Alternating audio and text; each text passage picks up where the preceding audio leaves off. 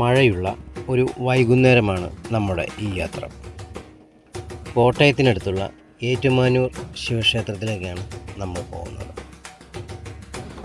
മറ്റൊരു ക്ഷേത്രങ്ങളിലും ഇല്ലാത്ത പ്രത്യേകതയുള്ള 7.5 പൊന്നാന എഴുന്നള്ളത്ത് ഉള്ള ഒരു ക്ഷേത്രമാണ് ഏറ്റുമാനൂർ ശ്രീ മഹാദേവ ക്ഷേത്രം. 2 അടി പൊക്കമുള്ള സ്വർണത്തിൽ പൊതിഞ്ഞ ആനയുടെ പ്രതിമയും 1 അടി പൊക്കമുള്ള പൂർണ്ണമായും സ്വർണത്തിൽ ഉള്ള ആനയും എല്ലാ വർഷവും ഫെബ്രുവരി മാർച്ച് മാസങ്ങളിലാണ് ഈ 7.5 പൊന്നാന എഴുന്നള്ളത്ത് നടക്കുന്ന ഉത്സവം അരങ്ങേറുന്നത്.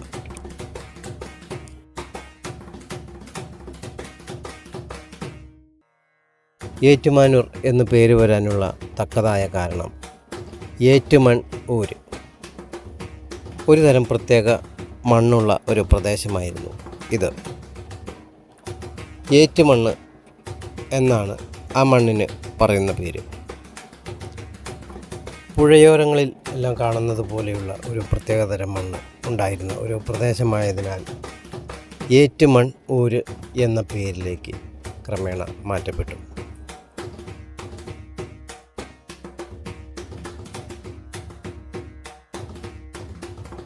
ഈ കാണുന്നതാണ് ക്ഷേത്ര നടപ്പുര.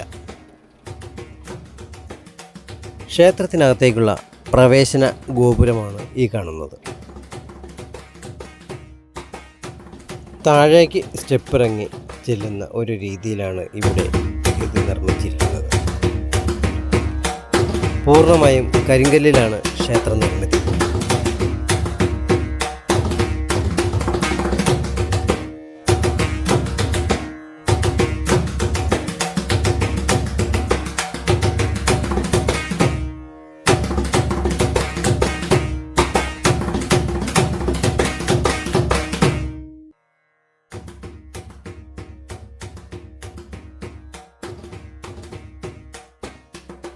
ഈ കാണുന്നത് ക്ഷേത്രത്തിൻ്റെ വടക്കേ നടയാണ്.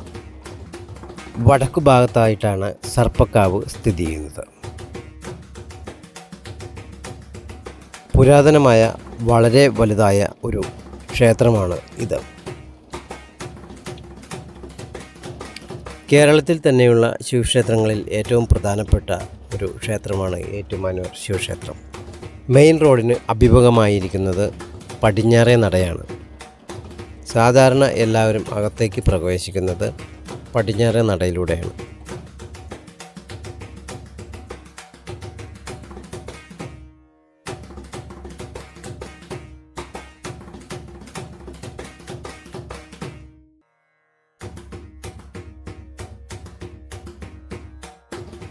നമ്മൾ എത്തപ്പെട്ടിരിക്കുന്ന സമയം വിശേഷപ്പെട്ട പ്രദോഷ പൂജയുടെ സമയത്താണ്.